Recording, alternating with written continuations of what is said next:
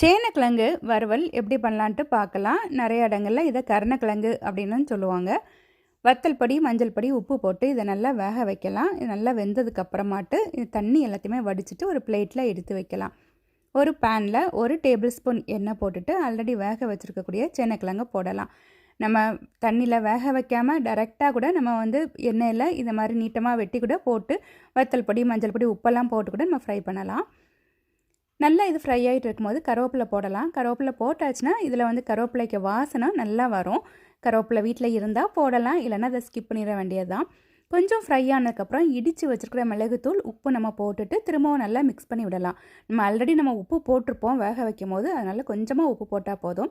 நல்ல golden brown colour இந்த colour வந்த உடனே நம்ம ஒரு கிச்சன் டியூஷனில் எடுத்து வச்சாச்சுன்னா இதில் இருக்கக்கூடிய எக்ஸ்ட்ரா எண்ணெய் எல்லாமே போயிடும். இது லஞ்ச் பாக்ஸில் நம்ம பேக் பண்ணக்கு நல்லாயிருக்கும். தயிர் சாதம், ரசம் சாதம் எல்லாத்துக்குமே நல்லாயிருக்கும். நிறைய ஹெல்த் பெனிஃபிட்ஸ் இருக்குது. கூகுள் பண்ணி பாருங்கள். எப்படி இருக்குன்னு சொல்லுங்கள். தேங்க்யூ.